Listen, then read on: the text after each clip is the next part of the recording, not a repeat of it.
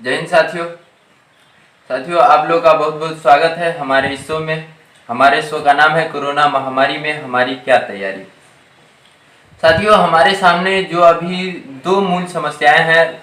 पहली समस्या ये है कि अप्रवासी मजदूर जो कि हमारे गांव आ रहे हैं, वो अपने अपने गांव आ रहे हैं, तो उनको अपने गांव स्तर पर ही सरकारी स्कूल में क्वारंटीन करना, पहली समस्या ये है। और दूसरी समस्या ये है कि उनको रोजगार देना। तो हम इन्हीं दो समस्याओं पर आज चर्चा करने के लिए आज एक खास नए मेहमान के साथ उपस्थित है, और वो है हमारे बघारी पंचायत के मुखिया श्री पिंटू जी, पदमराज भारद्वाज उर्फ पिंटू। उनका नाम तो आपने सुना ही होगा। वो बघारी पंचायत के मुखिया है और अपने पंचायत के हित में उन्होंने काफी कुछ सराहनीय काम किए हैं। तो आज हम उन्हीं से आपको रूबरू करवा रहे हैं, और सवालों से भी और जवाबों से भी। सबसे पहले बहुत बहुत शुक्रिया जो आपने हमारे दर्शकों के लिए और हमारे लिए टाइम निकाला। जी नमस्कार जी, आप देख रहे हैं कि कोरोना महामारी पूरे दुनिया में फैली हुई है और यह धीरे धीरे हमारे भारत के गांव की तरफ आ रही है। तो आप एक पंचायत प्रतिनिधि होने के नाते आप इस समस्या को अपने पंचायत में किस तरह सुलझाएंगे और अपने गांव में क्वारंटीन सेंटर की व्यवस्था कैसे करवाएंगे, आप इसके बारे में बताइए। सबसे पहले इस दुखद घड़ी वैश्विक महामारी में आप तमाम लोगों का उत्साहवर्धन करते हुए धैर्य धारण करने के लिए मेरे ओर से निवेदन होगा। आप तमाम लोगों से, तमाम साथियों से निवेदन है, सादर निवेदन है कि आप लोग धैर्य धारण करके इस समय को व्यतीत करें। चूँकि ऐसा हमने अपने जीवन में पहली बार देखा है कि इतनी बड़ी महामारी के कारण पूरा ट्रेन, हवाई यात्रा, सड़क यात्रा, तमाम चीज़ों को एक बार बंद कर दिया गया हो। ये बहुत बड़ी बात में आप देखे होंगे। तो सबसे पहले ये चाहेंगे कि आप लोग धैर्य धारण करें। विसंगतियाँ तो है, मैं इस बात को स्वीकार करूंगा कि विसंगतियाँ हैं जिसके कारण आपको परेशानियों का सामना करना पड़ रहा है, परंतु फिर भी इसका दो ही उपाय हो सकता है मेरे समझ से। एक तो धैर्यवान बने, धैर्य धारण करें। दूसरा कि आप इस समय के साथ चलने के लिए तैयार रहें और सोशल डिस्टेंस का पालन करना पड़ेगा। ये बहुत बड़ी बात है, ये करना ही पड़ेगा। तमाम लोगों को साफ सफाई रखनी पड़ेगी और सोशल डिस्टेंस का पालन करना पड़ेगा। बात आई कोविड-19 में चल रहे क्वारंटीन सेंटर। ये बता दूं, तनिक भी बिना हिचक के मुझे बोलने में संकोच नहीं है, बिना हिचक के मैं बोलूँगा।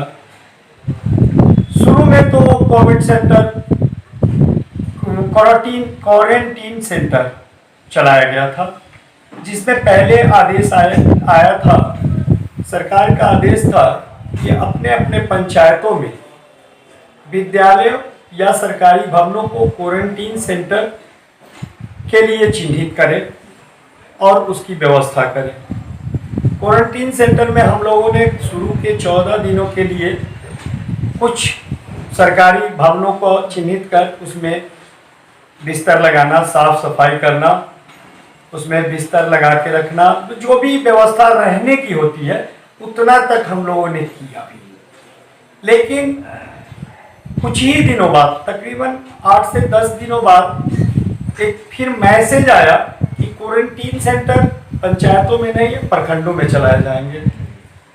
हम लोगों ने उसमें भी सहयोग किया, उसमें भी हाथ बटाया, उसमें भी उनके साथ कदम में कदम मिला के चलने की कोशिश की और प्रखंडों में क्वारंटीन सेंटर चलना शुरू हो गया। चला भी अच्छा चला। कभी कभी कमियां तो होती है, थोड़ी बहुत होती रहती है, हर व्यक्ति में कुछ न कुछ कमियां होती है, तो ऐसे ही कमियां हुई थी।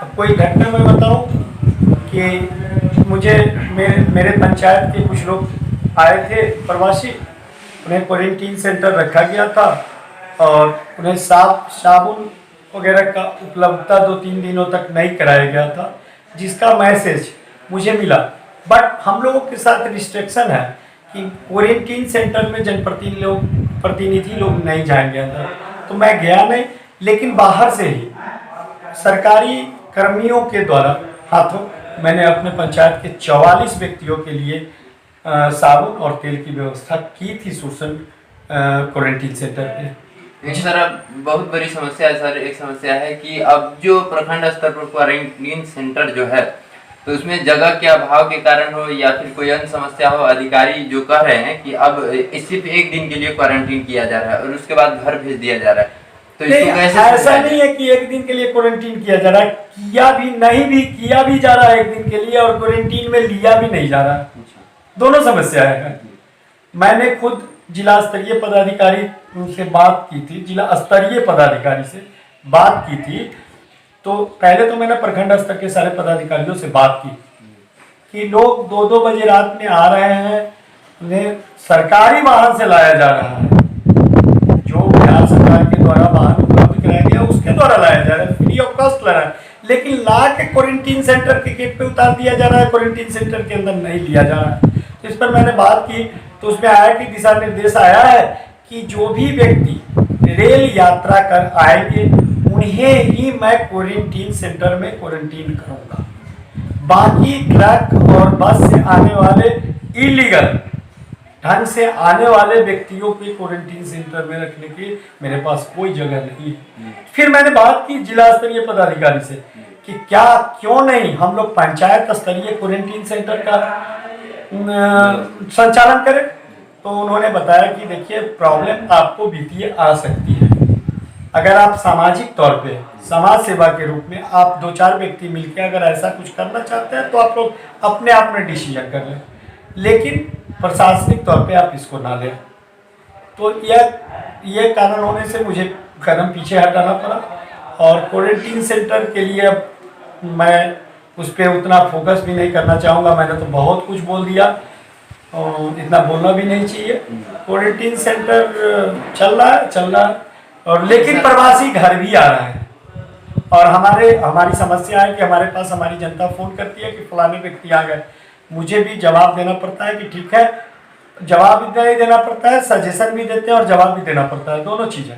तो हम लोग बस सजेशन देते हैं कि जितने प्रवासी आते हैं वो होम क्वारंटीन में रह जाए खुद से, और अपने परिवार अपने समाज की सुरक्षा खुद करें। और यहाँ रहने वाले व्यक्ति को मैं सजेस्ट करता हूँ कि आप वैसे प्रवासी व्यक्ति से सोशल डिस्टेंस सामाजिक दूरी बनाकर आप रहें, और उनको आप प्रेम से समझावे कि अगर वो क्वारंटीन में रह रहे हैं, होम क्वारंटीन हो रहे हैं तो अच्छी बात है, अगर नहीं हो रहा है तो उनको समझाइए कि आप होम क्वारंटीन हो जाइए। और इस तरह से हमें समाज को चलाना होगा।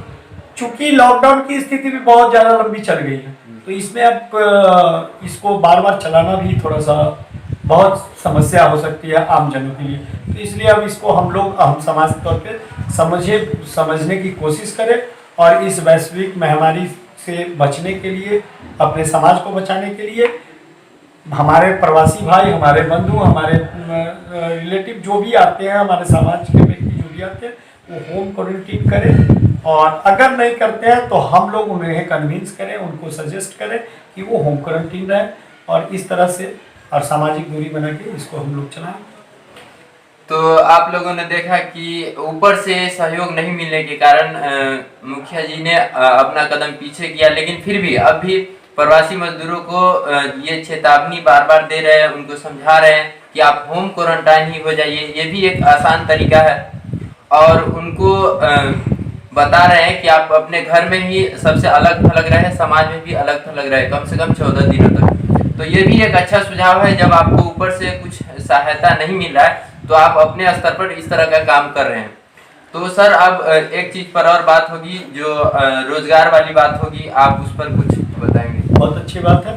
रोजगार, प्रवासी भाई बंधु, हमारे समाज व्यक्ति आज जो मजदूरी करने बाहर गए थे, वो इस वैश्विक महामारी के कारण और लॉकडाउन होने की स्थिति में उनके पास जो भी समस्याएं हो, उस समस्याएं से जूझकर वो आज हमारे समाज में फिर से वापस आ रहा है। चूँकि वैश्विक महामारी है, देश की स्थिति भी अच्छी नहीं है, तो और वो यहाँ आ रहे हैं, उनका भी पेट है, उनकी भी रोजी रोटी है, तो वो मेरा धर्म और कर्तव्य बनता है उस को जहाँ तक हो सके हम सहयोग करें। पंचायत, बिहार पंचायत राज के द्वारा हम लोगों को बताया गया है, हम लोगों को दर्शाया गया है, हम लोगों को आदेशित किया गया है। पंचम राज्य वित्त आयोग से तमाम पंचायत के परिवारों को 100 रुपये की लागत, मतलब 100 रुपया तक, 100 रुपया की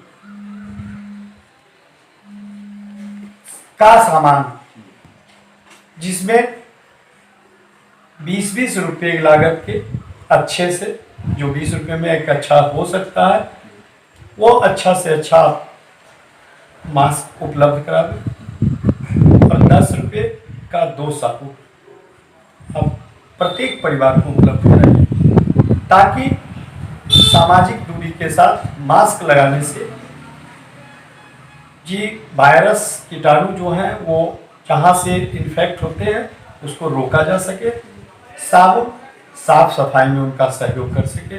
सरकार ने आदेशित किया है कि ऐसा करें, और इस आदेश को बड़ा ही अपने तरीके से मैं प्रयास किया हूँ लेने का। मैंने मास्क खरीदने का काम नहीं किया है, मैं बाजार से खरीदने नहीं जा रहा हूँ, क्योंकि साबुन मेरे पास संभव नहीं है वो उतना इक्विपमेंट होना, तो मैं वो तो परचेज करूँगा, लेकिन मैं वितरण में अभी तक आदेश के 4 दिन बाद भी अभी वितरण मैंने शुरू नहीं किया है। इसका यही कारण है कि मैं बाजार से खरीद के लाके वितरण करना नहीं चाहता। चलिए मैं आपको दिखाता हूँ कि हमारे गांव समाज की महिलाएं जो रोजगार के तलाश में भटक रही है, उसे मैं एक सेंटर कायम करके उन्हें रोजगार दिया।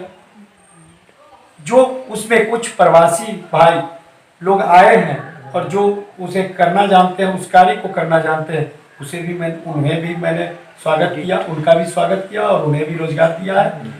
उन तमाम लोगों को एक सेंटर पे मैं रॉ मटेरियल टोटल मैंने उपलब्ध कराया है, और वो रॉ मटेरियल के साथ वो मास्क खुद से बना रहे हैं और खुद से मास्क तैयार होगा, और इस मास्क को हम लोग समाज में वितरण करेंगे। मेरा मास्क भी होगा शुद्ध सूती कपड़े का होगा, कहीं डाउट नहीं है। हमारे वीडियो साहब, हमारे बड़े पदाधिकारी उसको आके जांच रहे हैं, समय समय पर देख रहे हैं कि ये शुद्धता है या नहीं, और इससे 2 चीज हो रहा है कि एक शुद्धता भी है और रोजगार भी मैं दे रहा हूँ। तो मैंने प्रयास किया है, मैं दे नहीं रहा हूँ, मैंने प्रयास किया है कि कुछ लोगों को इससे रोजगार मिल जाए। वो लोग मास्क तैयार करेंगे, उनका मजदूरी उन्हें मिलेगी। उसके साथ सरकार द्वारा आदेशित या निर्देश के आलोक में हमारे पंचायत में मनरेगा का कुछ कार्य चल रहा है, वो भी चलिए मैं आपको अभी दिखाता हूँ ऑन स्पॉट, और वहाँ भी रोजगार आपको दिखेगा कि वहाँ भी 10, 20, 25, 50 लेबर अपनी मजदूरी कर रहे हैं। उनका वो भुगतान तो सरकार देती है, हम तो देने वाले होते कौन है, वो उसके खाते में डायरेक्ट देती है। तो उससे मैं सिर्फ और सिर्फ सजेस्ट करता हूँ, मैं राह दिखाता हूँ, और उसके बाद वो लोग, तो मैंने प्रयास किया है कि मनरेगा के माध्यम से हो, मास्क बनाने के बनवा कर उसका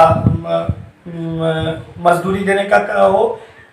उसके बाद ब्लीचिंग पाउडर का छिड़काव करने से, जो मजदूर ब्लीचिंग पाउडर छिड़काव करने जाते हैं, उससे गंदगी की साफ सफाई करने वाले जो मजदूर हैं उनको उसमें लगा के, इस तरह से प्रयास कर रहा हूं कि उन लोगों को कुछ भी रोजगार हमसे मुहैया हो सके। जी, तो दर्शकों हम आपको दिखाएंगे कि हमारे मुखिया जी किस तरह लोगों को रोजगार दे रहे हैं।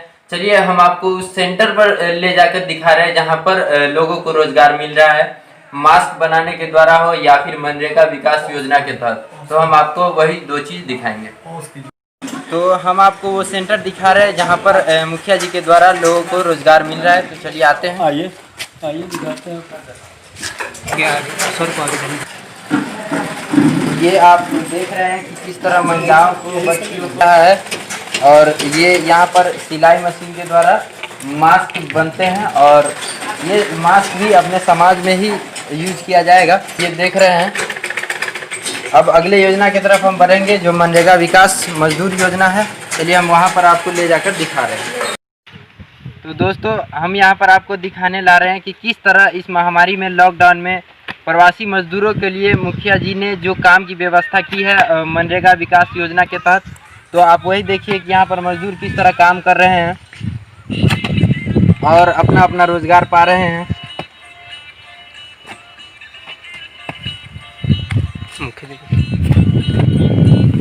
तो आप यहाँ देख रहे हैं कि ये पानी बहाव के लिए और कृषि उत्पादन के लिए एक नाला टाइप का बन रहा है। इससे क्या होगा कि हमारे कृषि उत्पादन में पानी की समस्या दूर होगी। तो दोस्तों, आपने देखा कि हमारे मुखिया जी ने किस तरह इस महामारी से लड़ने के लिए व्यवस्था किए हैं, रोजगार देने के मामले में हो या फिर लोगों को क्वारंटीन करने के लिए सलाह देना हो। तो ये दो चीज़ों पर हमने बात की, और सर आपका बहुत बहुत धन्यवाद जो हमने हमारे दर्शकों के लिए समय निकाला। तो इसी तरह हम फिर मिलेंगे अब अगले एपिसोड में अगले मेहमान के साथ। फिलहाल इतना ही। मैं परवेज आलम, कैमरामैन विनीत और धीरेन्द्र के साथ।